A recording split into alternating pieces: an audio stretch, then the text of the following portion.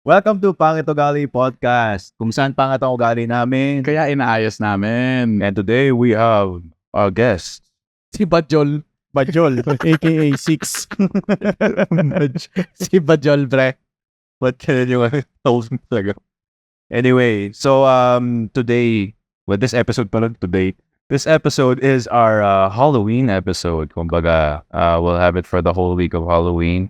And medyo bago-bago pa rin talaga itong podcast namin. So, wala kaming decorations. Mga mga cosplay stuff lang. Medyo ako para sa inyo, pre. Total, Halloween naman, pre. Halloween. Alam mo ba yung tawag pag nakakatakot yung backpack? Ano? Spooky. Spooky. Spooky. Spooky, pre. Okay na sana spooky eh. Spooky. Spooky. Pero pag nakakatakot na tite, Burat. yan! Boo! Bulan. Ganon. Bakit ba ako sumali dito? Ayan nga, sa takot ko sa mga matatandang jokes eh. Kasi sakto pag-uusapan natin ng mga fears. Eto kasi si Bajol, takot yan magbiro. Mga fears na pag-uusapan natin. Pero syempre, going with the Pangit Ugali Podcast, style of podcast, hindi tayo sa mga multo or whatever, diba? So, we'll just go ahead and straight to the topics. So, first we have the fear of missing out. Any opinions, guys? Mauna na, Bajol. Well, I don't know. Personally, hindi ako masyado na-affecto ng FOMO. Maybe it's because, I don't know, I get to do the things that people are missing out on. So, it doesn't really affect me that much. Wait. So, yung mga nagpo-FOMO yung mga tao sa'yo? Probably, yeah. That's probably. So ikaw yung problema? Oo, ako talaga yung problema, pre. So, anong mga gawa mo para sa mga taong nafo-FOMO sa'yo? Siguro, chill-chill lang ako para hindi sila ma-FOMO din sa akin, di ba? Chill-chill lang. Kapal talaga ng bukate. Doon na lang ako sa bahay. Ba't ba natin kinuha ng gesto? Kaya nga eh. Napakasalbahe. Masama talaga ugali. Buti aware ka, gago. Kaya nga ako sumama sa podcast eh, di ba? Pangit Ugali Podcast. Kaya yun sinabi. Oo, yun nga eh, di ba? Kaya nga ako nandito. So, para hindi ma-FOMO yung mga tao sa mga katulad ni Bajol dito. Chill-chill lang daw siya. Mag-chill-chill. Sila yung mag-a-adjust. Oo, pero pinapadol na yung mga gago. Oo, kayo mag-adjust. Pangit talaga ugali na hayop na to, gago. Sa'yo ba, Zik? May alam ka ba dyan sa FOMO? Siguro in terms of fear of missing out, kadalasan, paano ka ba yan? Most times when we say na we have fear of missing out, it's the feeling na if wala ka doon, you lose out on the excitement, on the fun na you could have had with your friends, di ba? The hypothetical. The hypothetical what ifs, di ba? But that's the great intro to it already. It's a bunch of what ifs, right? Parang, what if I was there? Di sana nag-enjoy din ako. What if I was there? Di sana nag-gets ko din yung mga joke nila. But, I think, at least to me, it's not really something na... Yun na problemahin. Oo eh. Parang, as much as I understand that they are afraid, siguro it's part of the principles in my life kasi na parang, you will be there if the world deems you need to be there. So if you miss out on something, then the world deemed it na parang at that time and at that place, hindi ka para sa moment na yon. Okay. Siguro as a medyo generalization yung ginawa mo din. Siguro ako naman in terms of like trying to step in people's shoes of being having FOMO, ganyan. There's usually a reason, diba? Normally naman. Ang naisip ko naman, off the top of my head na naisip ko reason kasi dyan is people would have FOMO if like they're busy. Kunwari, nagtatrabaho, tapos lahat ng tropa mo unemployed. Tapos lahat sila nakakapag-hangout sa weekdays, diba? Di hindi ka makakasama kasi nagtatrabaho ka eh. So, in that case, like, are you really missing out? Parang, dun ako nag-iisip na parang how much it makes sense na parang, sige, you have this fear of missing out. You won't miss out if you sacrifice this one thing. Diba? Makakasama ka doon. Fair. Kung wala ka na rin trabaho or magka-cut ka sa trabaho mo para makasama sa mga ganito. And then, doon naman, you can make like a conscious decision kung what's worth it. Na parang, Yeah. okay, sige, sabihin natin, sweldo mo is, 20,000. Magkano ba yung mga gastos mo for a month? Kaabot ba doon? O kulang?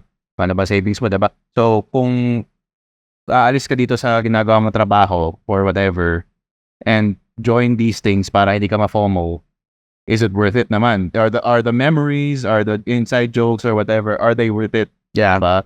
What do you think, guys? So basically the question is, worth it ba mag-awol? Yeah, in that specific scenario. Yeah. Like, Oo, in that sense lang. para hindi ka ma-FOMO, para makasama ka sa mga bagay-bagay. Yeah, but the thing is with that kasi is, in the long run, ano bang mas mag-work para sa'yo, di ba? Diba? So, Kung take ko dun. So as someone na kasi sa mo ikaw hindi ka na-FOMO, 'di ba? Like Mm. have you had these kinds of things that have you thought about these kinds of things na parang I'm missing out on maybe one of these things. Pero ito may ginagawa kasi akong ganito. I'd rather do this than stop doing this thing like work or whatever and then just join or ganun ka ng mga idea. I don't think so kasi these days, me specifically, ano talaga ako eh. I've already set my priorities na. So alam ko kung ano yung dapat kong gawin. Kung may ma-miss out man ako, I'm very aware na I'm missing out on it pero I'm not gonna ponder over it over and over. Kumbaga. Okay. Siguro pwede yun. I think that's a good place to jump off doon na yeah, you can miss out.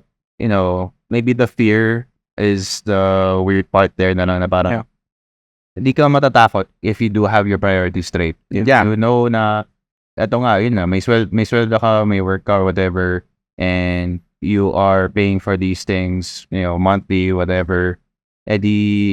Even if you were gonna miss out, hindi ka matatakot. Kasi ako naman, naisip ko din ulit dito is, on the other side of things, pwede naman na, okay, may miss out ako. Sabi mo, diba, parang, may inside jokes, whatever. Pero at the end of the day, like, after ng whatever thing na gagawin ng mga ibang mong friends, mag-uusap pa rin kayo. Kunyari, may kwento, ito na yung inside joke. Tanong mo, ano yung joke? Kasi, hindi naman porket na wala ka doon, hindi na siya magiging relevant sa'yo. Oo. Magiging applicable, diba? Just because you miss out on one event doesn't necessarily mean you lose the group. Oo. Diba? Parang, ang laking nun, parang big jump yan. You're only missing out on the moment, not the friendship, basically. Yeah, the moment, sa ibang tao, sobrang laking bagay nun. Yeah. Parang, memories are more valuable than anything in the world. well, memories are, if we're going to talk about it from in the long run, technically in the long run, memories are also valuable. But at the same time, kasi I feel like we're all talking from the perspective na nagtatrabaho na. Yeah, Di ba? Parang at the same time, paano ka gagawa ng memory kung wala kang pera to make the memories, di ba? Okay, sige, sabihin natin, okay, magja-Japan trip sila. Or let's say, pupunta, sige, Italy tayo or Singapore. Tapos, ikaw, sige, awal ka ng trabaho, di ba? Wala ka ng 2 buwan, wala ka sasabihin. Tapos pagbalik mo, wala ka na din trabaho, wala ka ng pera.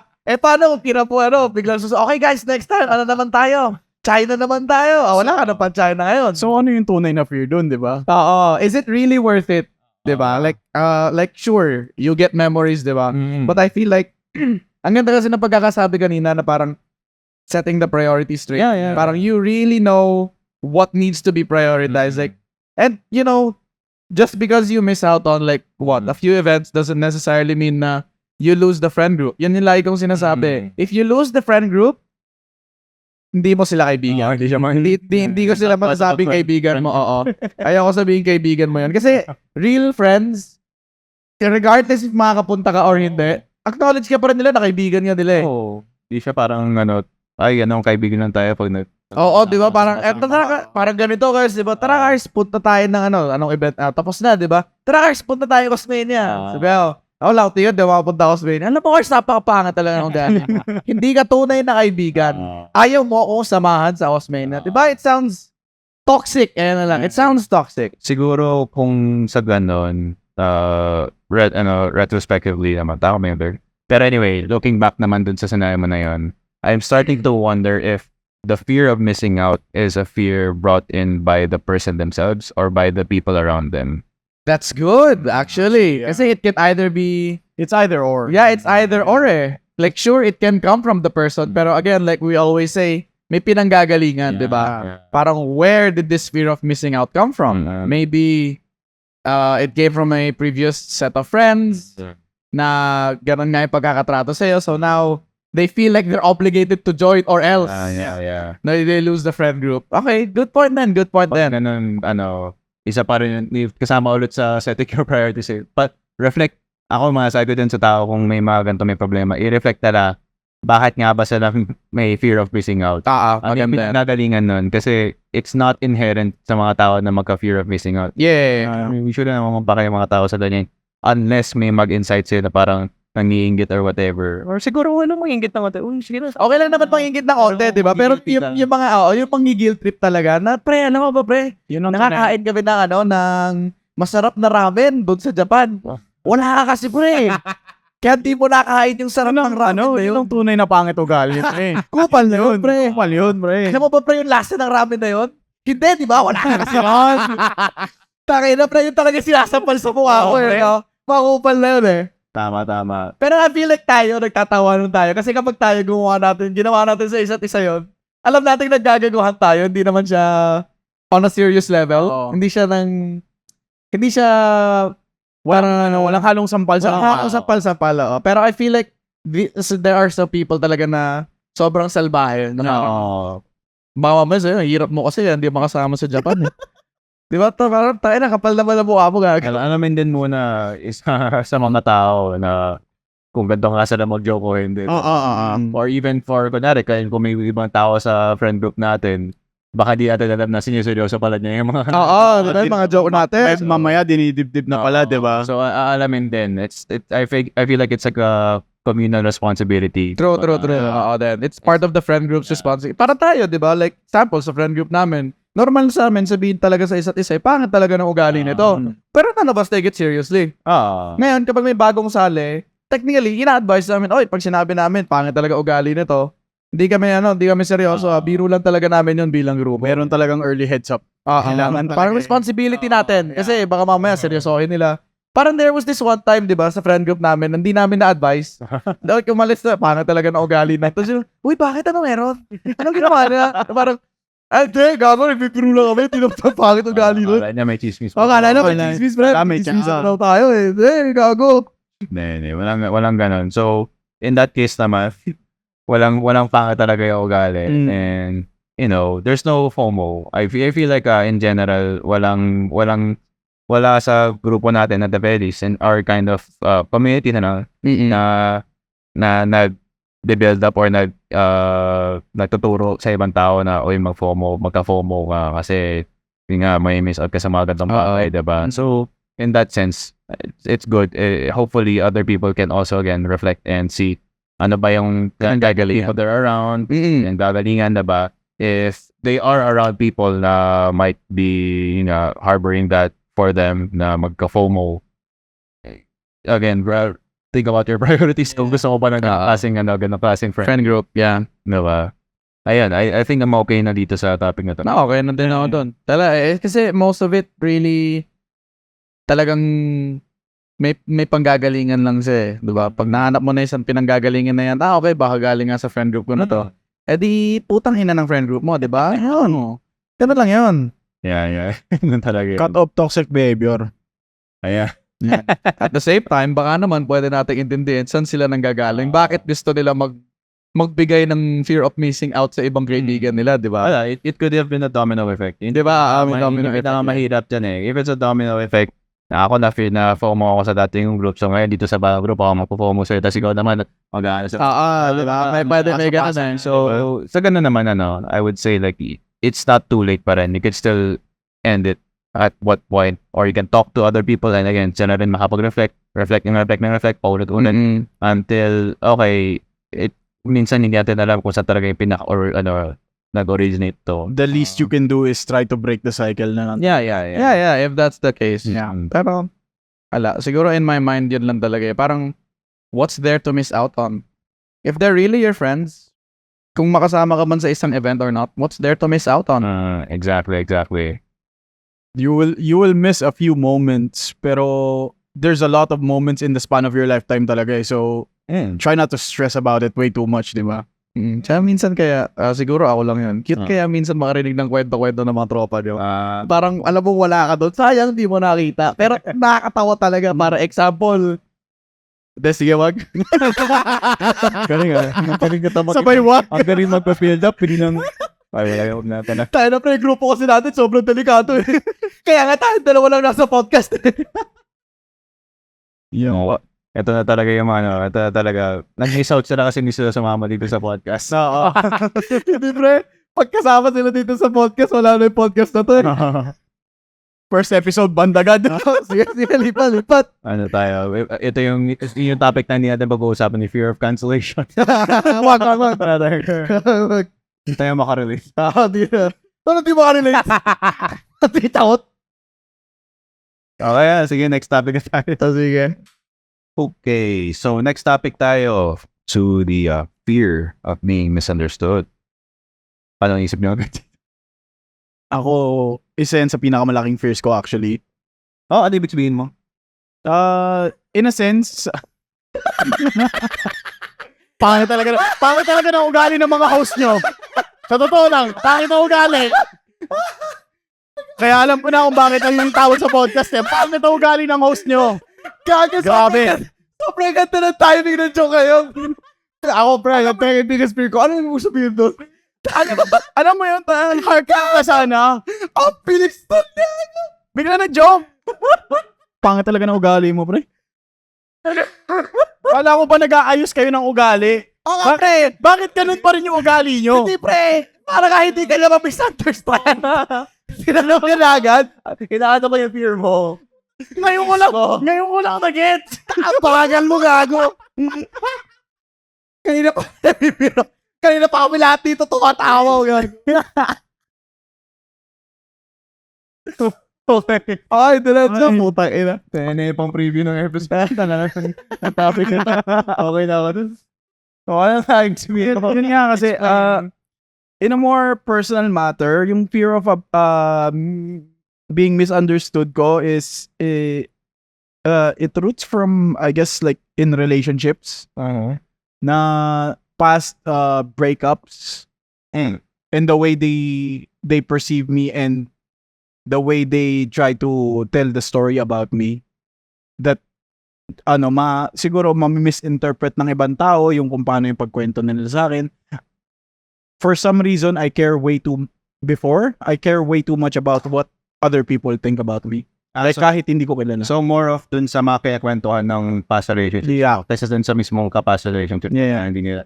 Parang, parang fear of hindi ba fear? Pero parang misrepresentation, kumbaga. Rather than misunderstanding. Di ba naiintindihan ka niya, pero di ba kailangan matakot? Huwag ka na matakot. Ka na matakot. Sige na, di na ako takot. Matapang na ako.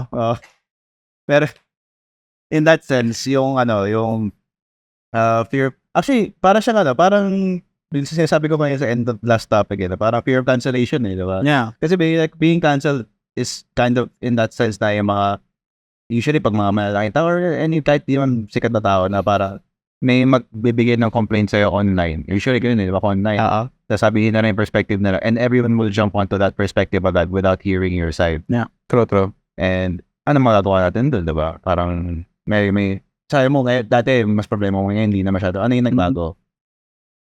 Siguro advice din from you guys talaga. Sabi ko, huwag ka na matakot. Oo. Okay, yun talaga yun. Matakot. Hindi, pero Parang natatakot ka ba? wag, hindi na nga. Ay, gano'n lang. Hindi, pero yun nga, talking to you guys, it really helped me out a lot with the way how people that I don't even know will perceive me. Kasi hindi ko naman sila kilala eh. Bakit kailangan kong intindihin yung iisipin nila about me kung kahit may nagkukwento about sa akin na alam ko naman sa sarili kong hindi naman totoo. Di ba?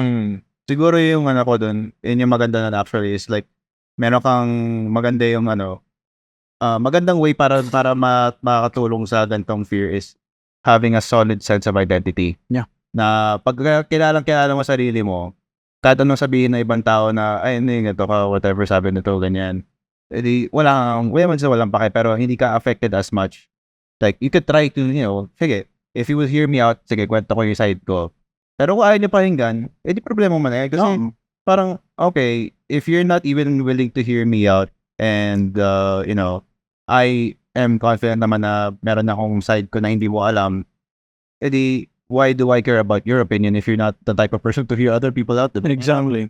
Yung medyo, medyo weird. Ikaw ba, Zeke, may naisip ka ba dyan? Actually, yun lang din naman yung sasabihin ko eh. Ay, di ba kaya makasabot? Oo, kasi gaya talaga ako eh. Kasi I have a fear of missing out. That's all. Paano ka, misunderstood? Pinalagyan na kasi misunderstood na pala. Pero, siguro in my case, yun nga eh, it's one of the many principles that I live by eh. Pero siguro, if I'll put it into words of parang advice, the way I live is, it weeds people out. Diba? Parang the people who really want to get to know you and understand your side will be the ones to ask and confirm. Oy, eto yung sinabi na ganito, totoo ba? So, pakikinggan naman nila yung side mo eh. Ngayon, kung papakinggan lang nila yung side ng isa, tapos hindi ka na pakikinggan, that shows more of their personality than mine. So, I don't have to care about it. Diba? Parang, di sige, parang sinabi mo nga kanina, diba? Pakialam ko sa'yo, di ka naman nakikinig sa sa side ng ibang tao. That makes sense. Actually, yun yung siguro, kung masyado yung galaw yung mic, rinig sa Sorry. Pupukpuin kita eh. Sorry. Pero yun yung isang na din actually, na magandang, siguro, way to explain it na know why you would care about other people's opinion, diba? Oo. Bakit ako, siguro yun, may opinion sila sa akin, I'm getting affected, diba? Na-apektuhan ako. Bakit nga ba ako may pake sa opinion na to? If you have an answer, sige, go lang. Kung may sagot naman talaga na parang, kasi, siguro sabihin mo, kasi boss ko to. Kung dahil sa work, may naglalabas ng chismis sa'yo about sa work mo na, false talaga, fake news. Yung boss mo naniniwala na, sige to, ikaw pala, hindi ka daw nagtatrabaho, or ikaw pala nagwawalwal ka pag nag-OT ka daw, ganyan. Di, kung gano'n, siguro mas may pahay ka na parang, pahinga mo naman ako, boss. Pahinga mo naman ako, boss. Pero kung ayaw talaga niya, wala ka din magagawa di ba? Mahirap yun, diba? Kung wala magagawa, siguro kung if you put all the effort in and to have your side heard and stuff like that, and ayaw talaga na naman sa ngayon, without further like in details or info naman, like wala man tayo post na iba pero without like further info naman here, the general advice I would give is, syempre, umalis ka na nun doon. Kasi hindi siya workplace that's worth it na i-hear out ka and stuff like that. Ako, lucky ako dati na meron ako, dun sa dating ako work, meron ako dalawang boss. Yung isa yung nagagalit, yung isa yung parang reasonable. So, yung magagalit siya, pero yung isa reasonable, kakausapin ako, papahingan niya ako. Tapos siya kakausap dun sa isang boss. Tapos pag yun, parang okay, goods na. Pero kung wala yung isa, that would have developed like, baka mas maaga na ako nakaalis dun kasi ini nga practical na porket may narinig or porket nakita na parang siguro ito yung to be more exact sa example.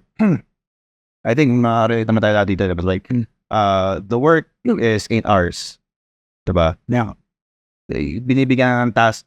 Gawin mo tong tasks na to within the day. Ginawa ko yung tasks in 4 hours. I have another 4 hours na wala akong gagawin. Makikita ng boss, wala akong ginagawa.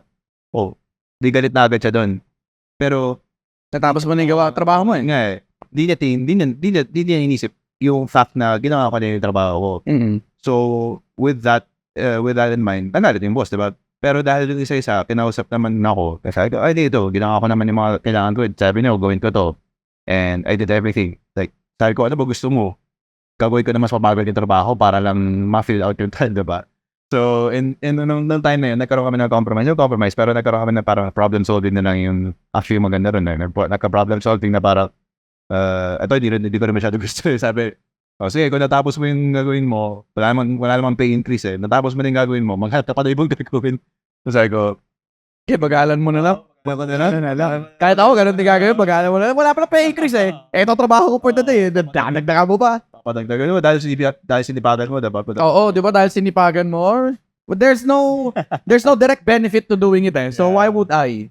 Yeah, pero at least doon, nagkakaintindihan kami. Walang misunderstanding. I didn't have really a fear na ma-misunderstand ako. I just knew na why I cared about these people's opinions and stuff like that. And at the end of the day, what effect does this opinion have on me? Diba? Kaya naisip pa ba kayo doon? Or may nakarelate ba kayo doon o wala? Syempre, nagtatrabaho di ba? Oo. It's just how it is when it comes to work Pero at least ako, siguro in the terms of being misunderstood, it used to be a fear, pero now parang nakasanayan ko na din naman siya na parang like I always say nga, the people who really want to understand you will clarify. Yeah. And the people who don't, that shows more of their personality than yours. What matters is kilala mo yung sarili mo, alam mo yung ginawa mo. Sure, you can explain to multiple people, diba? But what's the use of explaining if they're not willing to hear your side? Yeah. Diba? That makes sense naman. Siguro sa akin, ang ano ko dyan, kasi it kind of maybe sounds dangerous for other people that is a bit, what's the use of explaining? Hindi na ako mag-explain. I mean, you explain to the people who want to Yeah. hear your side. You still put in the effort to explain. Hindi mo na i-assume na, ito mukhang dito nakikinig naman sa... Like still, if you can explain, diba? Explain. Pero again, I feel like you'll feel it naman if the person is coming from a place of wanting to understand you versus gusto ko lang nasabihan na or like parang walang pakialam sa'yo sa side mo, di ba? Okay, yan yung side mo, pero ito sinabi niya di mas tama siya, di ba? Pwede. At least sa amin like meron kasi kami tinatawag na like at least ako from our lovely big boy cars na sinabi niya before, meron kami tinatawag na realm of significance. So ngayon, sa realm of significance na yun, eto yung mga tao na may pake ako. Alright, so let's say kami ni Cars may misunderstanding kami. Dahil may pakialam ako kay Cars, parte siya ng realm of significance ko I'll clarify it with Cars. Diba? But if it was somebody else outside, diba, na parang let's say, may nasabi ako na mali siya ng intindi, tas nagkalat na siya kagad ng ng mga kwento-kwento tungkol sa akin. Ngayon, they're outside my realm of significance. Sure, it could destroy a bunch of friendships, potential friendships with other people, diba? But then again, pakialam ko. Di ba? They're not within my realm of significance Well, in any case naman din kasi that's kinda weeding out the people. Yeah, like diba? the term, it's weeding out, diba? The people who want to understand you, the people who really know you, and the people who love you, They will ask, diba? they will really clarify. Yeah, you siguro a good way to say it is you can't expect everyone to Understand? Yeah, really. Kasi everybody has a different kind of comprehension. Everybody has biases Yeah. May pinagdadalingan din. Like, but siguro to put an extreme example dito, like, kung may nag-chismis, mangyari sa isa sa atin as a man na may ginawa tayong masama sa babae. And other women na may pinagdaan ng masama, na totoong may pinagdaan sila masama, They jump in they agad. will jump in na Yeah. ayaw na sa'yo kasi nakaka-relate sila dun sa Victim. Or sa so-called victim. So-called victim. So, in that sense, typically, hindi mo may expect na i-hear ka. Kung may hear ka, di okay, that's nice. Pero, it's not like the end of the world na, hindi ako kinahinggan na to. I understand why they're doing that, why they have this kind of bias. Pero it's not out of malice. Yun na lang ang ako na masabi. Kasi, ayoko naman din mang-guilt trip sa mga tao na to na parang, sige, mapainom ko lahat kahit na feel ko talaga 100% kasi lahat na nangyari dito, nangyari din sa amin. Kung meron silang ganyan naramdaman, edi siguro sa ngayon, just go with the gut feeling. Madami namang tao dyan, diba, na they rely a lot on their gut feeling. Yeah. Minsan, it does work wonders. I don't know how. Pero, for us, for me specifically, na I really don't rely on that. I really just go on asking stuff like that and ano bang masasabi? Kung may sinabi sa akin na kung dati nagsinungaling sa akin tao na hindi ko naman ito ginawa to. Shows more of their personality than yours. I'll just go with what they said. Edi then naman ako okay, does this sound believable? Ganyan, diba? Edi kung ganon, it's still hearing people out. Hopefully, again, with the topic in mind, to get rid of this fear of misunderstanding. There still might be misunderstanding, pero if we do put in the effort to hear other people out, or at least know when other people aren't hearing you out, that will hopefully eliminate the fear. Yeah. Yes. May masasabi ka pa ba? 6? Bajol. Naintindihan ko na. Wala na akong takot. Wala na siyang takot. Wala na akong takot sa misunderstanding. Yeah. Pagdating kasi sa fear of being misunderstood, parang sobrang biased ko, feel ko. Kasi coming from a place, malambing akong tao Like if you guys have seen me with my friends, whether they be male, whether they be female, malambing talaga ako. That's why pag malambing ako sa lalaki, si Zeke, bading yan. Lambing sa mga lalaki. Tapos makikita naman ako, malambing ako sa babae. Ayun, si Zeke, babaero yan. Daming babae. Ito mo. It's not something I can control. Di ba? Yeah. Parang, okay, sige, tingnan mo ako, babaero. Okay, sige, tingnan mo ako, bading. Di ba? Parang wala namang problema sa akin Hindi mo naman ako kilala True. Di ba? Siguro may naisip ko tuloy dyan, siguro another way to help other people again, if they have this kind of fear na may misunderstood. Kasi nakikita mo kung saan nagagaling yung ibang tao na parang, ito ay kampanya kasi malambing ka. What if may sinabi sa atin about, like, sinabi na anything masama about sa atin na wala namang basis na makikita natin agad na parang, kunwari may jowa ka, tapos sabihin, uy, hindi ka na malambing sa akin. Pero, in your mind naman, lagi mo naman siya nilalambing. Hindi mo naman sasabihin agad na, di mali ka. Oo, ginagawa ko. Ask din naman, saan naman pinanagalingan mo? Ano bang... at that point, you are now in the position to try and understand them. Yeah. The port switches. The court switches. All of a sudden, The turntables. So you're the one to ask them naman and try to understand what they understand. Mhm. And if that works out, then you can have in this scenario sa relationship, you can have a good relationship even with friendships or even just acquaintances. Kung may mga magsasabi ng mga random things na parang, uy, nang nanakaw ko rin ng pera, saan magaling yun? parang meron. intindihin mo, like, parang, saan ba nanggaling yan? Saan mo narinig yan? Ganto, ganyan. Diba? Wag ka na. At least, mas maganda naman yung, hopefully, mas maganda naman yung kakalabasan. Hindi yung totoo. This comes from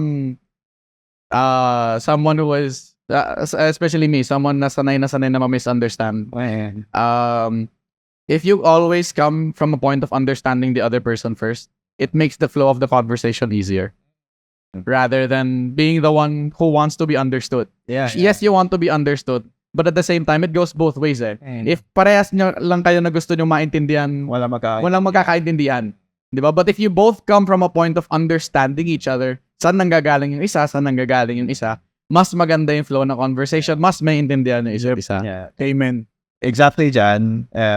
Siguro magtataka naman tayo. Susunod magagaling yung point of understanding. Ikaw na mag-umpisa. Kung sino nanonood dito, ikaw na mag-umpisa nun kasi mahirap i-explain sa ibang tao na mag-umpisa unless bawa tayo naman. Para at saka like siguro what I'll always say naman. May sasabihin ka ba? Hindi. Ang sasabihin ko lang, ito lang. Understanding is a two-way street. Yun lang. Totoo naman. And ideally, suicide ko lang is you start that. Yeah, it's better if you start it. Lalo na if ikaw naman yung nakaramdam. Parang, but always watch your words and your tone, the way that you do it. Kasi baka mamaya, Sip, balita ko, may kinakalat-kalat kang balita tungkol sa akin. Ano yan? Diba? Parang, it immediately, it's trying to come from a point of understanding. Technically, diba? Gusto ko maintindihan ni Seth. But the way that I say it, will make him defensive agad. Diba? Parang yung shout out to Wabi. Parang yung ni Wabi, 'di ba? Tono ni Wabi, parang 'di ba caring siya pero hindi niya caring. May kaibigan kasi kami niya, 'di ba? May kaibigan kami na sobrang caring pero ang pangit talaga ng pagkaka-intonation niya. So minsan mararamdaman niya may problema ka. Tas may problema ka ba? Di ba, pili mo makikipag-away sa'yo Pero caring siya, pre, Oo. Kasi na talaga itindihan kung may problema ka. Magkulat ka lang, bigas. Pag-usapan natin yan, Di ba? Kasi ganun. Hindi, kasi ganun talaga. Ganun talaga siya. Ganun talaga. Oo, ganun talaga. Ganun talaga Tropa namin si Wabi. Shout out to you, Wabi. Pero, ayan. Saka, that's basically it, di ba? And parang the last resort mo na lang talaga know when it's out of your control. Yeah. Yan talaga. Last resort na yun. If you don't have control over it, don't force to have control over it. Yeah. Just accept your powerlessness. And move on with your life. Move on to other things that are more important to you. Move on to other things that you have control over so that, meron ka pa rin sense of control sa buhay. Yeah. Like I always say, nga doon sinabi ni Gerstead, there is strength in accepting that you're powerless because not many people can accept that. And that in itself is a strength. Yeah. Move na tayo sa next topic. Yes. Sarap mong gago. Okay, so the third topic naman natin on fears is the fear of abandonment. So, sino sa inyo naiwan na sa mall? Kahit ako lagi. Oo pero gets ko naman, pre. Parang kahit ako may iwan ko siya sa mall Sinalagyan mo sa mga tropa ba? Ako magulang. Magulang ko, pre. Gusto mo ba madagdagan na iwan ka ng tropa mo? Ako na magsisimula. Pre. Takot na nga ako, pre. Tatakutin mo pa ako lalo. Mga klase mga katakutan yan. So share na muna kayo. Ano bang masasabi niyo dyan? Grabe, napaisad talaga ako. Ito talaga yung topic na ayaw ko. Kasi, Takot ka? may abandonment issues ako, pre. Ay. Same! Oh. Paano ba? Kaya, Can you let us know in what way? paano ko na-explain ng... Siguro, due to life experiences, syempre naman, di ba? Doon naman ang galing. Yeah. Pero, siguro I feel like that's the biggest contributing factor to bakit ako may abandonment issues kasi I'm still trying to heal from it, di ba? And how many years has it been? 2018 nangyari to sa akin. Nakakala, 2018 years. 2018 yun. Wow, grabe, mas matanda ako sa akin. 2018 nangyari yun sa akin, and it's the one that really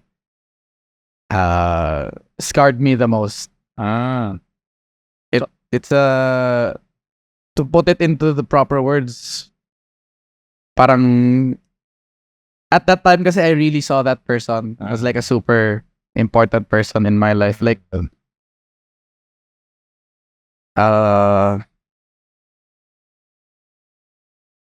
siguro if in terms of pagkakatiwala sa buhay,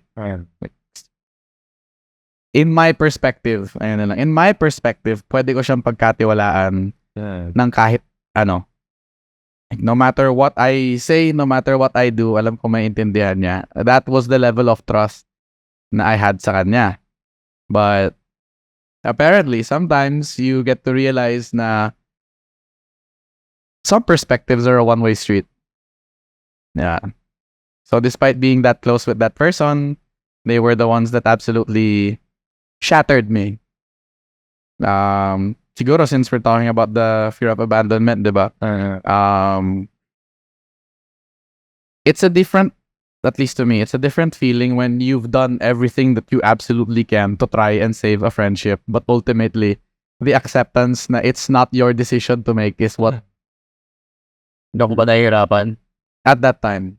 Kasi if it was any other normal friend, sure. But if it's someone you deemed as a best friend, someone really close to your heart, it hits different eh. Totoo naman. And the fact na siguro the reason why it's abandonment, nakasanayan ko kasi sa friendship namin. Again, this was 2018 me, okay? I wouldn't have known. Siya lang naman yung basehan ko bilang best friend kasi wala naman ako ibang best friend both sa kanya at that time. So, there were times na sure magdi-disappear siya. Wala naman problema, di ba? Like, people can spend their own time how they want to. But the main difference naman kasi pagdating sa kanya is she'll disappear. Sige, ayan na, nabanggit na eh. Ayan na, sige. Lumabas na eh. She'll disappear. Tapos even if makita kami harap-harapan, talagang iniiwasan niya ako. Best friend to best friend. Ngayon, since best friend ko siya, I believe na it's her responsibility to tell me what went wrong. Kasi that's the point. Paano ko ayusin yung isang bagay na hindi mo naman sasabihin sa akin? But it became a regular occurrence na mawawala siya ng ganon, disappear, and then after how many months, mag-uusap kami ulit na parang walang nangyari. Months, bre. It's not even weeks. It's like months. So minsan 1 month, 2 months, wala kaming usap, and then pagdating ng 3rd month, it's as if walang nangyari. And I wouldn't know. But like, okay, baka ganun lang talaga yung mga friendships, di ba? Maybe that's how best friends are supposed to be. Until ultimately, alam niyo guys, basta best friend, huwag kayo mahuhulog sa mga best friend nyo. Ngayon pa lang, nagsasabi na ako. At that time kasi, Mahulog ka sa akin. buti na lang, 2024 na. I've grown from who I used to be. Akala ko, accepted na kayo. Nagbago na pala, no? 24 na. I've grown. Para pareho Really, oo. everyone's equal. Everyone's equal naman na. Pero, wala tuloy yung train of thought ko doon. Yan, 2024 na, di ba? I've grown from who I used to be. Siguro if this was 2018 me, baka nahulog nga ako to whoever treated me a little more significantly than a best friend. Kasi what happened there? Best friend ko siya, di ba? Ayun, nakakatakot ikwento to. Ikaw, kung ikaw naman bahala, pre, kung gusto mo eh. Siguro to cut the long story short na lang, umamin siya sa akin. May gusto siya sa akin. Ngayon, ako, I believe na since we are technically best friends, close ko na siya. She knows everything about me. Might as well. Lo and behold, hindi pala siya magtatagal, no? Tawag ko nga doon 3 araw eh. Kasi after 3 days, nagkabalikan pala sila ng ex niya. Di ko alam. Ang masaklap, ang nakalaman pa kasi kaibigan ko. Kaibigan ko yung nag-inform sa akin. Pero very secretive kasi ako eh. Hindi ako nagkikwento sa ibang tao ng yan, ubo pa! Sorry. Ina mo. My faults. Ayan. Hindi kasi ako makwento sa... Kahit kayo naman, Cars, di ba? Alam niyo naman, even up until now, hindi ako makwento sa mga problema na nangyayari sa buhay ko. Like, sure, I reach out when I feel like I need help. And I reach out by giving a specific situation, but not necessarily telling you that I'm the one in that situation. So, nalaman ko pa siya sa kaibigan ko. Kaibigan ko pa yung nagkwento sa akin, "Oy, alam mo ba, nakita ko si ganito." So, saan mo nakita? 7-Eleven. Kasama niya si ganito. Nalaman, magka-holding hands pa daw, pre. So, parang, So, I think that's what makes the blow hurt a little more, you know, hearing it from somebody else rather than hearing it from the person itself. Madaming compounding factors. Yeah. Na gano'n talaga. But siguro now that I'm at this day and age, parang regardless if I heard it directly from her, if I heard it from a friend, I feel like the pain is the same. Yeah. Mga pa rin. Like yun nga, may din na nun. Baka Makadagdag ako eh, sa bagay. Kasi hindi naman ako diniretso eh. yeah. I think that goes with the fact na isabi mo nga na hindi naman din sa relationship pero like as a best friend na responsibility na magsabi ng mga talagang diba? Kung sa iba, diba parang mas sa iba ko pa narinig dito, hindi sa'yo, ikaw naman best friend. Yeah, exactly. So parang tapos from that point onwards, di na talaga ako kinakausap. Nagkikita kami harap-harapan pero talagang iwas tingin. Talagang kahit lumapit ako, "Uy," sabihin natin si Seth, "Uy, Seth," talagang di siya titingin, di siya magre-respond. Talagang it was the moment I felt absolutely powerless. Na parang I've done and I'm doing everything that I can dahil best friend kita and I see you as someone important to me. But why can't you do the same for me? At nagawa mo pa akong itapon lang ng basta-basta, di ba? Na parang okay, nakuha mo na yung kailangan mo sa akin, tapon. So, Na beneficial lang kung baga. benepisyo lang, nakuha ko na, nakabenepisyo na ako sa'yo eh. Sige, dyan ka na, hindi na kita kailangan ulit. And I feel like that really stirred up something when it came to me na parang I have to constantly prove to people that I needed. Kasi, it parang pag hindi ako kailangan na isang tao, iiwan ako neto. Ano na yan ba? I'm still, as much as I want to say, yes, I've grown, there are people that I still feel like this with. And there are still people na parang feeling ko, if I can't provide anything for them, whether that be emotionally, mentally, physically, financially, Dito na. iiwan nila ako. Kasi ganun na nakasanayan ko eh. It's something na I feel like if I'm not needed, kayang-kaya akong itapon. Yun ba yung, so kaya, nagtataka ko kayo na pa eh, kaysa mo siya hanggang ngayon nag-heal ka pa dyan. So yun yung part na yun. Yeah. Kaya ano na yun. Parang like sa inyo, example, to my closest inner circle, I'm super confident in them na parang even if you guys don't need something from me, I can still call you guys my friend. But I can't say the same for some people.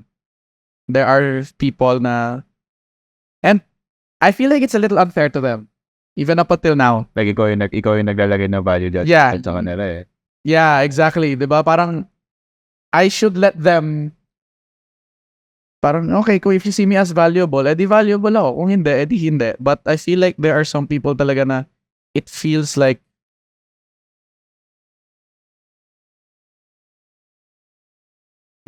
pag wala akong may provide sa kanila, like may tatapon lang nila ako, regardless of how close we are. Pero saan naman nanggaling yun yung ganong feeling na yun? Like, kasi you just saying it at the back na ganito yung nai-feel mo sa kanila and you should give them the chance, diba? Pero like, ano ba yun? Is it something na ikaw lang yung naglagay talaga nun? Feel ko more or less. Nawa din na napafeel ka na ganun. Sometimes may nagagawa sila na medyo similar to a certain situation na ginawa niya sa akin before. Okay. So para example, 'di ba? Sige, Cars, sobrang close natin, 'di ba? Then all of a sudden hindi mo ako kakausapin for like a week. So now, dahil di mo ako kinakausap for a week, all of a sudden parang may nagawa ba ako? May nasabi ba ako? It's like Meron a ba ako hindi trigger nabigay? for you, Oo, diba? meron ba ako hindi nabigay? So now, parang okay, parang sure, I look like I'm great mentally, 'di ba? Pero sa loob-looban sa utak ko, okay, I'm about to lose this friend. Iiwan na nila ako. They're about to abandon me. This is it. Tanggapin ko na. It's okay. It's fine. Mawawala na sila. Lagi akong ganon. And I'm still trying to grow from it. Kasi it's unfair to them. Yung Na ganun ko isipan yung sitwasyon, di ba? They're not the person who hurt me. So why would I think na they would do the same? ba't nga ba? Di ba? Yan nga eh. Still trying to... Pag sa ganun kasi, yun nga eh, parang inaisip ko dyan is why them specifically? Like, kahit ako, yung, diba kasi tayo nag-Discord, diba? No. Ako for, I think a month na dahil sa cosplay niya, hanggang ngayon, dire-diretso mga Commissions. hindi ako nag-Discord. Hindi ako kumakausap sa mga tao in general, for a week or whatever. Pero hindi ka nagkakaga ng thoughts. So, what makes these people different? DC tayo eh. Tayo wala yung DC. Wala. Kaya tayo pa naman, regardless sa messenger, nag-message pa rin tayo eh. Tong inong gawa kayo ng DC. Tapagan mo. Gaano pa ng DC? Lahat ng mga natatakot ako mawala sa buhay ko. Tong inong gawa. Tapos lahat ilalagay, no? Okay, lalagay ko dito. Okay, pag-message kayo sa akin in the span of 1 week or else, feeling ko, abandonahin nyo na ako. But I'm still trying to learn from it. So far, it's one of the many things na recently ko pa lang siya na basta mayroong certain person na talagang nag-trigger talaga sa akin na parang, putay na, okay, ito na. Wawalan na ako ng kaibigan. Ito na. Ihanda ko na yung sarili ko. But then, tayo na, wala lang naman pala. Di ba? Parang, busy lang sila for 2 weeks. I'm like, okay. Akala ko naman, gala ko. Pero, I guess, may conflict din talaga sa sarili ko na I feel like it's unfair to them. It really comes off as unfair to them kasi I'm not, like, sure, I can, like, if they try to understand me, may pinanggagalingan naman talaga bakit ganun ko sila isipan, di ba? But at the same time, it's my responsibility to heal from it. Yeah, I mean, do they even know that you have this kind of fear? That's another thing that makes it unfair, di ba? I never really told them. Yeah. And without them, kasi always ko dyan, is without them knowing then that you have this kind of thing, kasi you keep saying it's unfair to them, but it's also unfair to you, in my perspective. But Kasi they're doing this thing na nakakatakot sa'yo. It's unfair to you, although hindi nila alam. Pero nagagawa nila itong bagay na to na, yun nga, nakaka-trigger sa'yo. I don't know if they probably could have known if they know about your past or whatever. Pero it's a thing na kasi the weird thing here is I think this might be a reason why nahihirapan ka mag-heal. Kasi you keep thinking about unfair sa kanila. Ako dapat gagawa na to. You're not taking any of the, not the blame, pero you're taking a lot of the blame. You're not putting any blame on other people. And because you're not putting any blame on other people or not even trying to talk to other people about na ganito yung nararamdaman mo, edi siguro, hindi naman sila, kasi sabi natin, it's not them making it unfair for you. You're making it unfair for yourself. Does that make sense ba? I'm trying to grasp the idea. Think about it this way. It's kind of like you misunderstanding yourself. We go back to that fear of misunderstanding, and it stems from that. You're slowly misunderstanding yourself na ang unfair sa kanila pero bine-blame mo yung sarili mo. Is that how it is? Kasi from my perspective, that's how I see it. Like parang siguro the thing that I'm struggling to grasp right now is how is it unfair to me? What? Kasi di ka ba nasasaktan? Nasasaktan pero hindi naman nila alam eh. So it's unfair to Sino may karapatan magsabi na malaman nila? So you're doing it to yourself. Yeah. You're being unfair to yourself. Yun na lang. So, para hindi sila yung sisingit doon. you're being unfair to yourself at the same time misunderstanding yourself. Right. So the unfairness towards myself is coming from the place na I find it unfair of me to be hurt. Hindi, kasi isa na yan, di ba? You find it unfair na nasaktan ka dahil sa ginagawa nila na hindi nila alam. Di ba? Ba't di nila alam? Kasi hindi mo Hindi sinasabi. So, dahil hindi mo sinasabi sa kanila, bumabalik ulit sa'yo yung pagiging unfair, di ba? It's an endless loop eh. Yeah, Okay. you're unfair to yourself for not doing these things. Gets. Like, kasi feeling ko yun yung isang parang malaking factor doon. Kaya matagal yung healing process mo. I mean, I don't know how long this should take, pero like, if you keep developing these kinds of relationships, kahit sabihin natin magkabatang friend ka na meron pa ng gano'n ulit na hindi mo masabi itong aspect mo, and turns out, ito pala isang friend na to, introvert na naman na hindi marunong mag-contact. Hindi, ako yung sabi ko lang, hindi ko nagsasabi specific Kaya sabi lang ako sa general type na parang, yun yung mga ganun tao na hindi kakausap bigla for a month or a week, diba? So, usually, kahit alam mong introvert sila, tapos hindi mo nasabi sa kanila, ay, may ganito ako, di mahihirapan kayo doon, diba? Parang napag-usapan na natin to dati Para makompute rin ulit. Point lang eh. Gaano ako ng general? Walang naglaga ng pangalan, pero sobrang specific lang. He loaded that. Pre. Ano, sobrang specific. Sinabi ko lang ito. Kasi yun yung mga taong magiging ganon. Yun yung, like, that's the general kind of person that would take a month off na hindi na kaya mag-socialize kasi lalo diba sa'yo na extrovert ka, nauubos yung energy nila sa'yo, yung social battery. So, that's even more of a reason na parang, okay, minsan ko nagkakausapin si Sig kasi masaya naman kausap si Sig.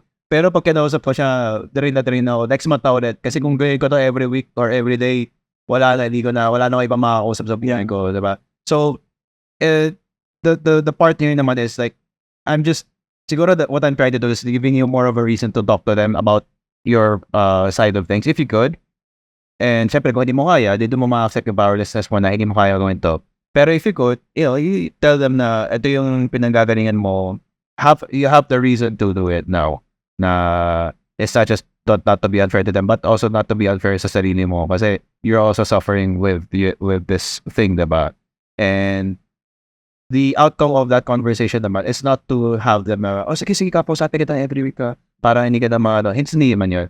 I feel like the mere fact na makausap mo sa kanila and sabihin na, ay sige, hindi ko talaga kaya, like once a month na makakausap talaga or once a year sabihin natin din yan. The mere fact kung sabihin nila sa iyo directly without, just seeing things as is, I feel like that would help you out then. Na kahit na ikaw personally prefer mo na once a week kayo nag-uusap at the very least, if you know coming from their mouth na ito lang yung kaya nila, I feel like that would help a lot. Instead of, again, just feeling things out na parang, ano ba? Fair. Wala na ba ito, kaibigan?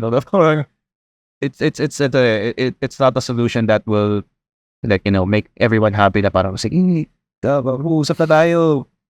And hindi yun yung that. It's more of, and I wouldn't expect the same from Yeah. them, diba? Siguro it's just the reassurance na parang, okay, even if we don't talk for a while, you're still my friend. yeah, Like, you're important to me, ganon. yun ganun. And I feel like that's okay.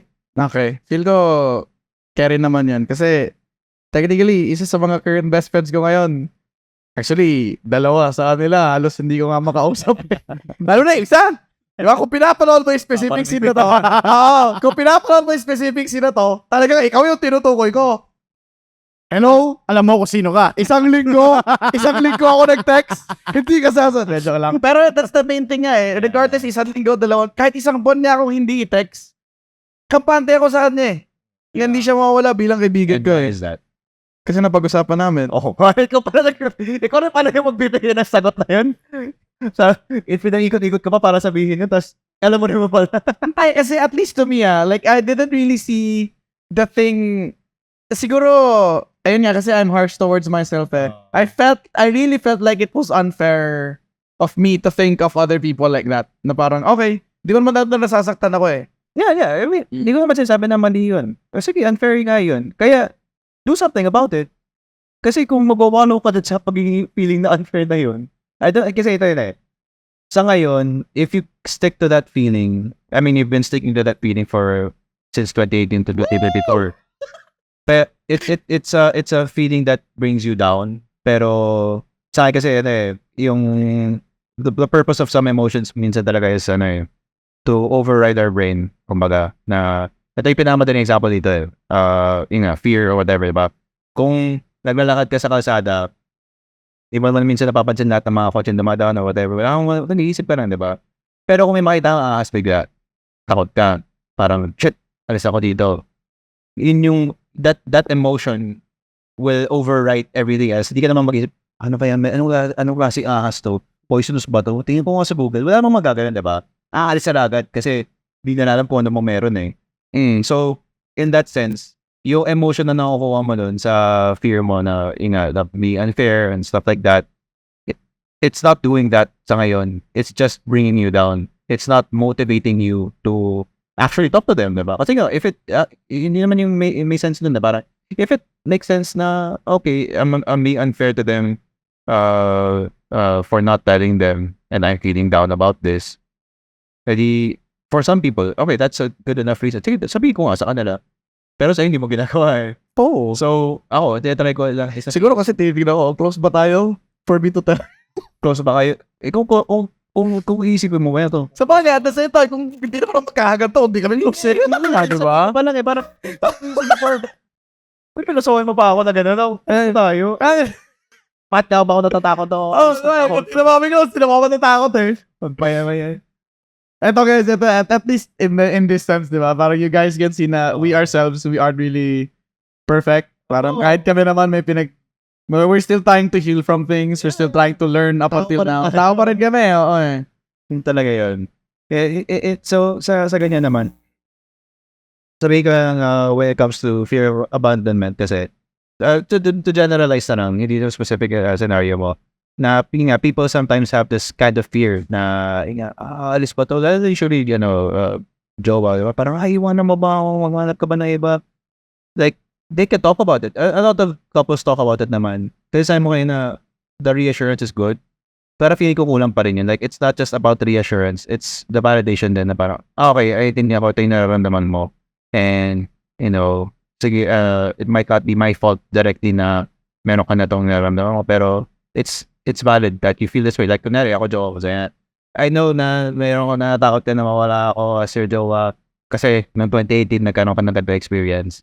That's the reason why. It's a valid reason. Even though I don't have any part in it, I'm not that person.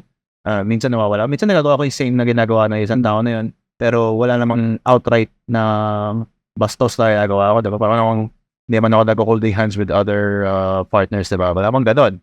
Pero you would still have that feeling. I would validate naman. O sige, validate natin na that is a feeling that makes sense with how you, with your history. And then, after that, you can do the reassurance. Parang, okay, I'll reassure pa rin naman na kahit na naisip mo to, hindi ko gagawin yan. Hindi ko, wala ka planong gawin to. And if ever you do see me coming even closer to how you feel, then we can talk about it again. Yeah. Kasi yung pangit mo din, sa reassurance na parang, natatakot ako na iwan mo. Hindi, huwag ka mag-alala. Hindi ako ganyan. kung ganun, di mo na inintindi yung tao, diba? Wala na validation. Okay, fair. Only reassured without validating one's feelings, di ba? The validation, for me, for the audience, like, the validation comes first, the top, yun talaga yung, Yeah. you can reassure, I mean, sure, of course, reassure pa rin, pero after that, gawin yung mic. Sa akin Yeah. pala. Reassure after the validation. Don't reassure and then validate. It's better to validate first. At least, para yung reassurance mo, may pinanggagalingan din. Yeah. Yun na lang. Yes. Kumbaga, Ikaw, wala kasi na masyado. wala pre. Nakabandon ako ng pag-iisip ko, pre. Technical. Oh, ito mo. Putay na, pre. Nakakailan ka na. Nakakailan ka na. Ganda ng ng contribution mo sa topic. Oo. Tayo na, wala kayo ng pag sa topic na to, kundi sa gabal. Kaya kahit iiwan sa mall. Tinulungan pa palalo, ano? Tinulungan eh. Alam mo ba yung nangyari dun sa mall? Umakit kami ng escalator. Tapos, hindi na pala kami akit ng isa pa. Hindi rin ako napansin na makita ko. So, hindi ko, diba? Ikaw nagkabandon sa kanya.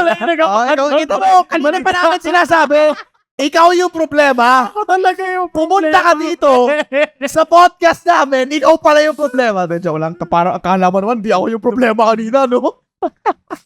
Dumating talaga ako dito sa podcast para gumawa lang ng problema. Yun lang yun. Mukha nga eh. Sige na, next topic na tayo dito. Okay, so, with our last topic for this episode of fear factor, the fear of commitment. Halloween na, huwag kayong manggo-ghost. Yun nga eh, parang saktong-sakto nga, di ba? Kasi normally kapag takot ka naman sa commitment, you're more prone to ghosting people. Lalo na if, siguro this is just my experience, biased ako eh. Na I see a lot of people na parang, okay, may paglandian sila sa'yo, di ba? But when things start to get a little too serious, parang, poop! Pag siguro yun yung, siguro yung bakit, kung Bakit papasok talaga ko sa yun? ganun, papasok ko sa ganun with that kind of attitude na parang, hindi, landian lang tayo, and then, di ko pala kaya. Like, that's what hurts a lot of people. The other person, akala naman nila may seryoso na nangyari. Yeah. And that's sabi mo. Even if you try to clarify with them, landian lang to wala lang tong anything I feel like it's still a dangerous game to play. Especially since feelings na yung pag-uusapan natin, you know? Pero, here's the thing with commitments eh. Kung sasabihin mo, di ba, halimbawa, di ba, landian lang tayo, that's still some form of commitment din kasi. So, paano mo masasabing you have a fear of commitment kung ready ka mag-commit with basic landian lang, di ba? Maybe kasi with the basic landian, you don't really lose anything. Yeah, and, Diba? and siguro, yeah. the kasi yung dito, kasi the fear of commitment is not a general thing. Yes. Specific naman tayo sa, their fear, they have a fear of committing to a romantic relationship. Yeah. They are okay with committing to Landian. ano ba yung English mo? I have no idea ano English ang landian eh. Flirty relationship. Flirty. Friends with benefits. Drag and relationship, yeah. Diba? And it's fair naman kung may mga ganun tao na both parties are okay with that. Yung talaga is, sabi mo, it's still dangerous if kahit sabihin mo na, landian lang to. Yeah. And, Like I always say, ang hirap talaga pag pinaglalaroan ng emosyon. Like as long as emotions are already on the table as something that could be hurt, the stakes are immediately higher than normal. nice. Kakakita ko ngayon, grabe talaga. So the stakes are high pag may landian kasi that yung doon is parang yung sinasabi na one person will eventually catch feelings. Parang yun yung general wisdom. Yes. And if you know that naman, I don't know, like, ano ba magagawa ano mo i-advise sa mga tao? Huwag na nang gawin. I mean, that's the best thing That's Kasi the best thing to do.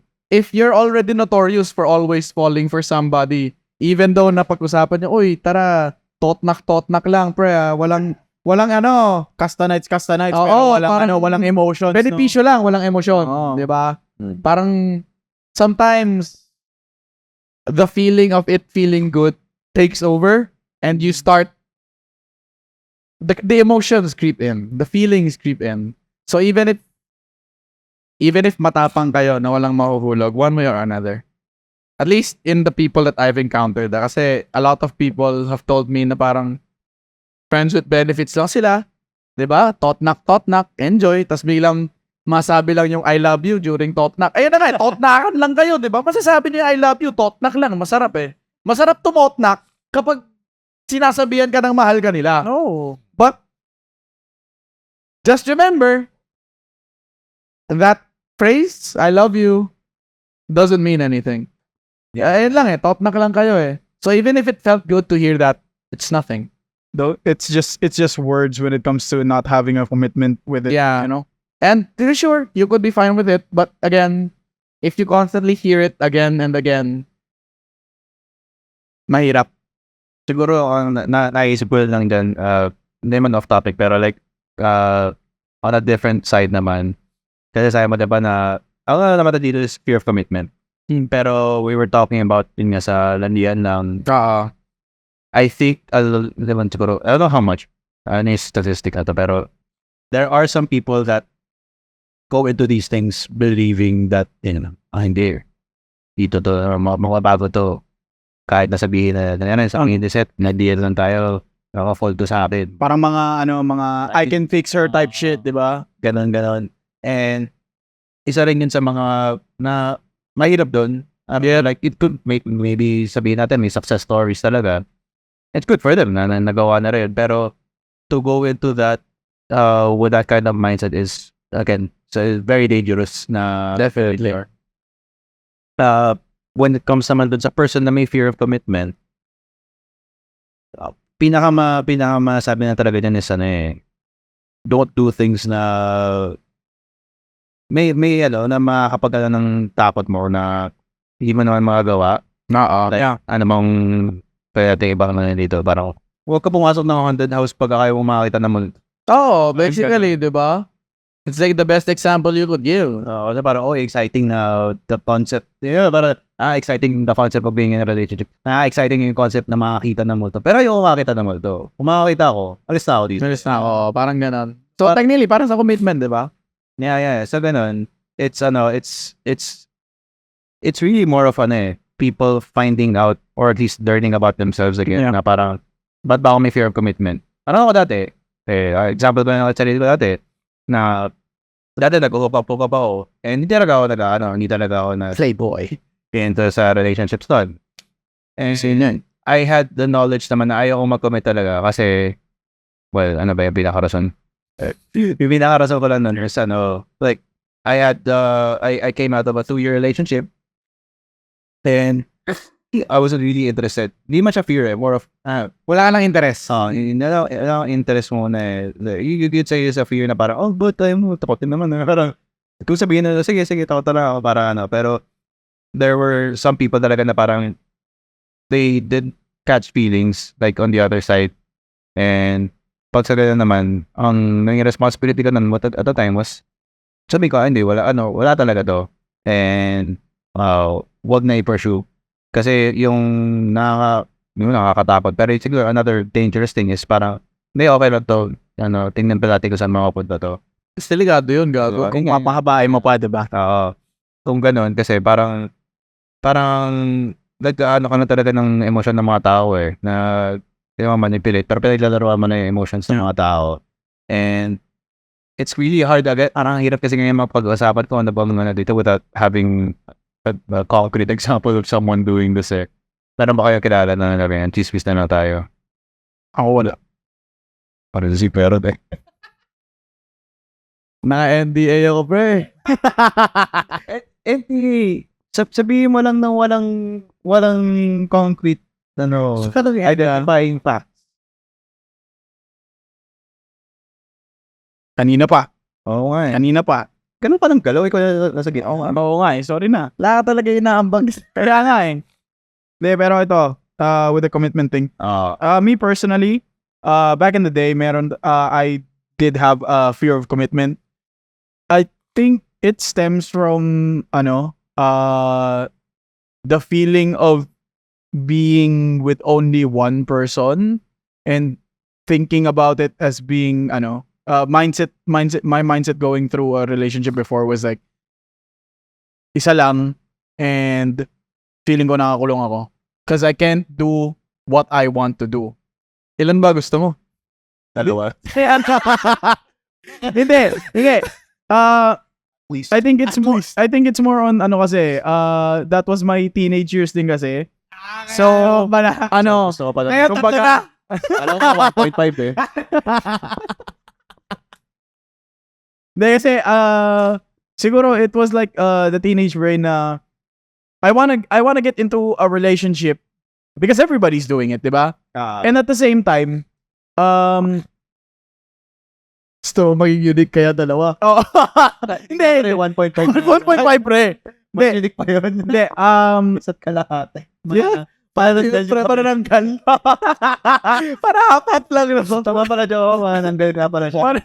Panananggal. Yung hop, length twice. Para na-enjoy mo pa rin ba? Like twice yung panananggal. Tayo na, one and a half. Tayo na, Joe. Ayan. Pero yun nga, my thought process going to it was, I want to commit, pero I'm afraid of it kasi like, parang malilimit kasi ako. Okay. Yung, Okay. yun nga kasi, di ba? Like, Ayun nga din eh. Like, especially like when you're a teenager, di ba? Like, you wanna explore everything, di ba? So, I went into a relationship with the knowledge na alam kong parang hindi ko kaya mag-commit. And You took the risk, yun ba? yeah, I took the risk of like going into a relationship and like knowing na hindi ko kaya mag-commit. And it kind of spirals talaga if hindi mo talaga alam kung ano yung gusto mo.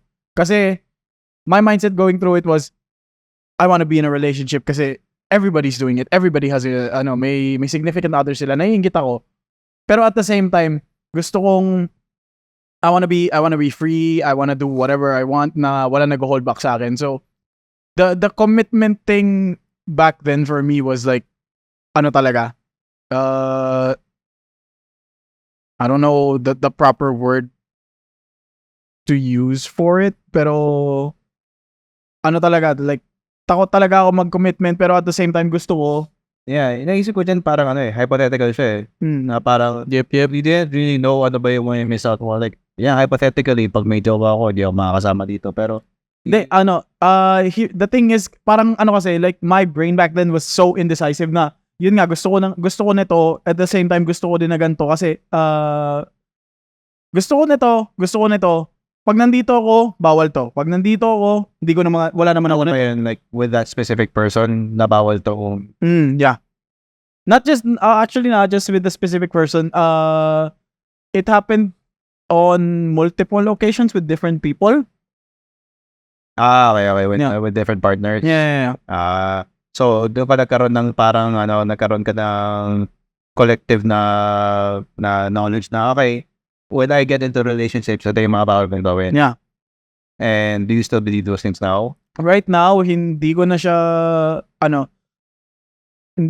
masyadong iniisip kasi like I said from earlier, I know my priorities. I have my priorities straightened out na. I think that's what I was missing back then. Kasi hindi ko talaga alam kung anong gagawin ko. But now with the whole commitment thing, hindi naman na ako natatakot mag-commit. Hindi rin ako Hindi, pero like sa ngayon, same pa rin ba yung mga bawal mong gawin pag dahil meron ka? no. So, Kasi ano yung nagbago doon? I think it's more on napapag-usapan namin kung ano yung parang gusto ko and yung mga wants and needs, di ba? Ayan, yun yung hinihilaw. Pero yun, I think that's a good thing for people to know na if you do have a fear of commitment, you actually talk about it. Yeah. Like, okay, takot ako magka-commitment dahil I feel like these things will happen if I do get into a commitment. Can you tell me kung mangyari ko yun or what do you think, diba? Parang ganun. Yan ang gusto ko! Diba? Kasi pag pinag-usapan yun, sabihin na, bawal to. Bawal ka magganyan. Oo. Ako talaga to. And it's up to you to decide naman. It's not a fear na kasi you're talking about it eh. Gusto ko ba talaga to? Hindi, ayoko talaga to. It's not more of acting on fear. It's acting on the logic na, okay, ito yung gusto ko. And dahil pinag-usapan namin tong mga bagay na to, I was open to them and hopefully they're open to me naman na ayaw talaga itong bagay. Maybe this will not work out talaga, diba? Yeah. Yun yung ano doon. Parang may gusto ko sabihin. Na-defe, may naalala lang. Sino? Sino? Wala. Bawal. NDA, pre, NDA. Tangin ang sitwasyon dyan. Ang hirap kasi pag tungkol sa mga relasyon eh. Daming NDA eh. Lalo na pag kinikwento sa'yo, pero... Like, ano lang, same ulit. Like, you could just talk about, like, what was the thing that, kung ibang tao to, what was the thing that... Siguro, if i-generalize ko lahat, yung sa mga nakwento sa akin, it's still the same with Seth, na they feel like malilimit down yung pwede nilang gawin once they hop into a commitment. In which ako, again, what Car said, that was the same thing I was just gonna say.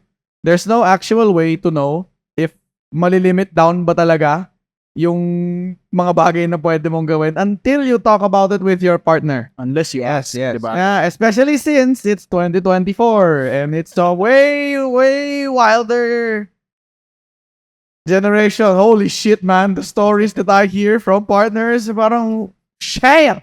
siguro yung gusto ko dito masabi na lang, like, I don't know if it's a worldwide thing or Filipino thing na talaga, pero isang mahirap din talaga kasi sa with our culture lang, with my knowledge of our culture, is mahilig tayo sa term na pakiramdaman. Oo. Diba? Like, pakiramdaman mo na or intindihin mo na lang to. Hindi! When we say that, now, at least when people do say that in general, na intindihin mo na lang si ganito or pakiramdaman mo namang meron.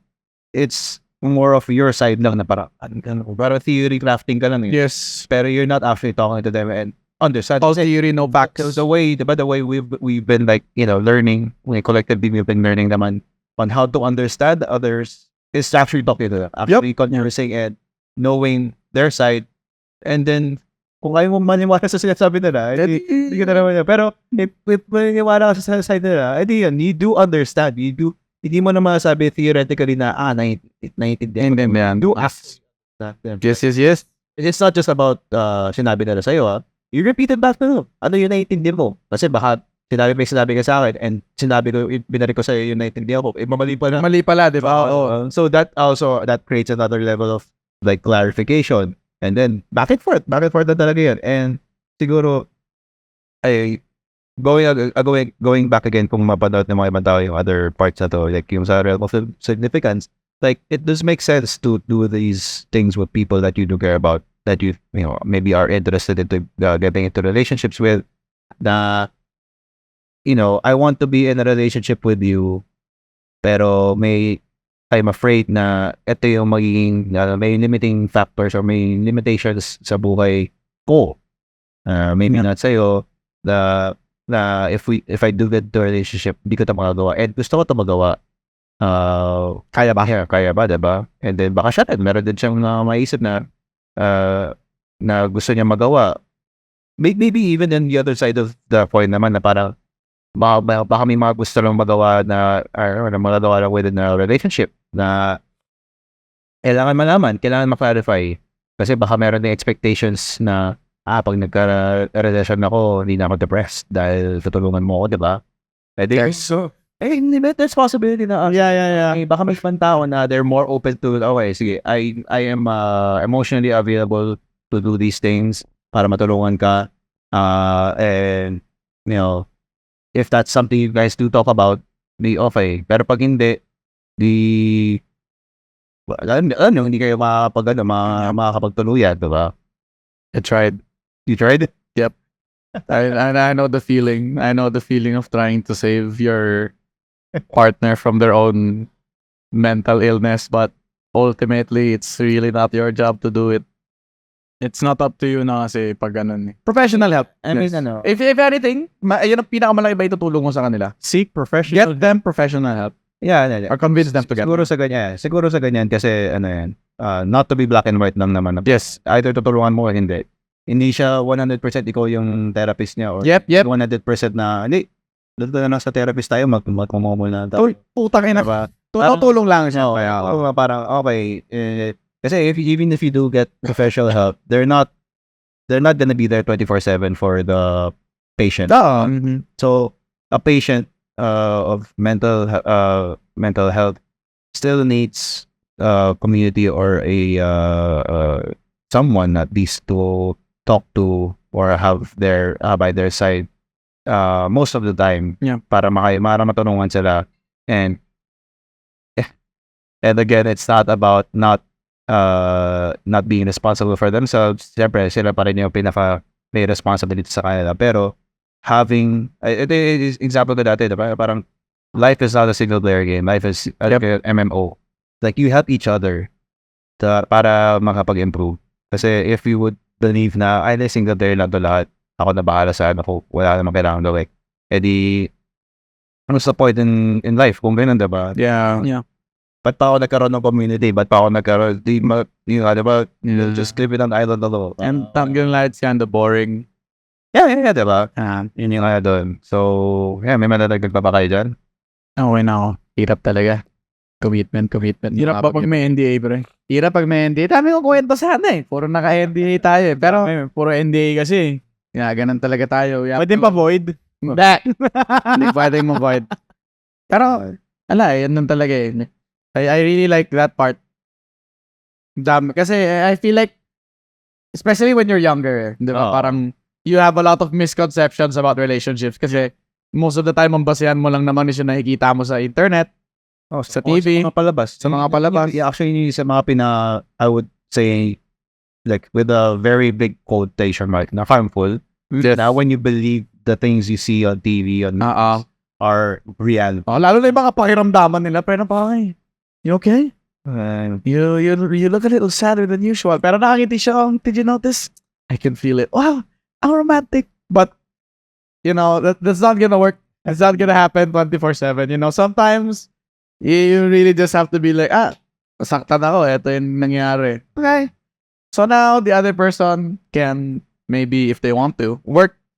Yeah. I mean, I think you would have a partner that would want to work on it with your partner. Speaking of commitment, I feel like some people, again, generalization, wala akong nilalabag na NDA dito. Some people are afraid to commit to the wrong person. They feel like they're waiting on the right person. Diba? So parang, I'd rather not risk committing to somebody na baka mamaya hindi ko naman pala makakatuluyan hanggang dulo. Paano naman alam? Exactly. How would Right? you know, diba? Lalo na in this fucking life, holy shit, man, what? Ano ba yung mga bagay na 100% sure ka dito sa buhay ngayon? We siguro accept the fact that talaga you will never know ano ba yung magiging ganun na para magiging 100% ba to or hindi. Kasi siguro on that topic na lang, medyo iba-iba na eh. Pero on that topic, like it's kind of like the concept of soulmates. Sa ibang tao kasi they believe that there's just one. Other people, ito mas naniniwala naman na they believe that there are multiple soulmates na parang babagay sa'yo. And you don't have to wait for just one person. You try and see ano ba yung gagana. Tip niya. And siguro naman, dun sa fear of commitment na kung mag-work out ba to, makakapagbigay ba tayo na parang, sige, try to date 1, 2, 3 times or go out for a month and see, like, may time frame? no, parang, there's a certain time frame for you to figure out na parang, okay naman to, or, Okay sa akin to. Hindi okay sa akin to. Ganun. Diba? Kasi if you don't do that and you only rely on the gut feeling again, or even if you talk to them and, you don't know everything naman right off the bat, you won't know until the actual, like, the time comes na parang, tatagal ba kami? 10 years na. Siguro tumagal na kami. Parang gano'n na parang, tumagal kami. Minsan may mapala na, 10 years, tas di pa rin tumagal, diba? Parang, it's hard to say without actually going through it. And if you don't want to waste the time, kasi may iba tao sabihin na, yung kasi magsaya ng oras sa ganyan eh. Di wag. Oo, huwag ka na lang magrelasyon. kasi kung hindi mo din naman malalaman, 'di ba? There's no chance, there's no shot for you to know if this is the right person for you eh. So if you feel like trying to find the right person is a waste of time, huwag ka na lang magrelasyon. Kasi there's no way to find the right person pag hindi mo talaga paglalaanan ng oras. And if you're not going to accept the fact na there really is potential na masayangan ka ng Pero oras. also, here's the thing. There is no such thing as the right person kasi you mold yourself to be the right person for the significant Okay lang ba walang right person? No, walang instant right person, okay. Rephrasing. Yeah. Instant right Ayusin person. mo kasi wording mo. Kaya na nga, sorry na. Bibigay ka statement, aawain mo yung sarili mo. There is no perfect soulmate. There is no the right person off the bat when you meet them. Ano yan eh? It's kind of like building a house. You slowly build yourself up to be the right person for your partner or vice versa. Parang ganun yung take ko doon. Oh. That's why I don't generally believe in the one is out there for me or my soulmate is still out there. Kasi at the end of the day, ikaw yung gagawa ng paraan kung paano ka makaka-connect dun sa taong ganun. Paano ko na-meet mo yung soulmate ko pero hindi ka pa okay? Di ba? Pero yun, ikaw naman yung ayaw nila. Pero yun nga, di ba? Yun nga yung sinabi ko, you have to work on yourself din. Yeah. It's actually, ito naman ako try Dr. Gay. It's, kasi some people will stick to that kind of mindset na, I have to work on myself. Hindi muna ako mag-date hanggang ma-perfect ko sarili ko. That's also a dangerous thing. Yeah. Yes. Yeah. Like, allow yourself to date or, be in relationships while working on yourself. Yes. Kasi you can work on yourself this much, but when you're in a relationship, you can also grow by this much. Yeah. If you do those things at the same time, You're growing faster. mas maganda yun, bro. Yeah. And I don't know. Siguro kasi it's like a personal belief of mine. It's not really about finding the one. It's more of being the one for the person you're with now. Oh, Yeah. Diba? Parang, again, with the thought kasi, if being the one, of course, they will have things na parang mga ayaw mo sa kanila, diba? no. Diba? Parang imposible naman makahanap ka talaga ng isang 100% perfect partner, diba? Nobody's perfect, but there will always be flaws. Yeah. But the point is parang, okay, is this something I'm okay with? Yun talaga yun. It's more of like, okay. It's something you have to ask yourself a lot of times talaga. Yeah, definitely. Hirap, guys. Ang sasabi sa inyo. Pero pag kwento nyo ng basic para hindi mga kwento nun. Hindi na sasabihin at all daw. Sensya. Ganun talaga. Okay na ba tayo dito? Ako, feel ko okay ako doon. Yeah, I'm good. Oh, sige, bago tayo mag-end. Hindi tayo hindi mo na-introduce sarili mo ngayon. Meron ka bang gusto i-plug? Set_6 sa FB. Hindi, mali. Spelling. Mali. 6 sa FB. SYX. Other social platforms, TikTok, Instagram, Twitch, Seth_SYX. Ako nga po pala si 6. Set_SYX. So, ESWHYEX. Huh? Spell out mo yung kanabi ko. Wait, we'll do it again? ESWHYEX. Huh? ES ES. WHY. WH. Huh? Sabihin mo yung words. X. ES ES. WHY SY. WHY. WHY. Pre! SY. Y. WHY. Huh? EX. EX. Oh, ano yun? Paano mo sabihin yun? Hindi ko alam, pre. Eto kasi pre. Pahinga mo ako na maigi ha. Pahinga mo ako na maigi. Sige na, ako na! Set_SYX SYX. Oh, bakit? Literal SESYWHYXEX. Nagets mo na ba? Hindi ko pa rin Tatapusin na po natin ito ng episode. Nai-stress na ako dito sa kasama namin. Yun yung preview nyo sa content. Alam mo, ang susunod na po namin pag-uusapan ng anger issues dahil gumagana anger issues kanina. Pasensya na ako, wala pa akong tulog. Patutulugin talaga. Sige na kayo. Medyo na wala anger issues. Bye-bye. Kami nga pala ang Pangit Ugali Podcast kung saan pangit ang ugali namin. Kaya inaayos namin. We will see you in the next one. Bye-bye. Pakiuset.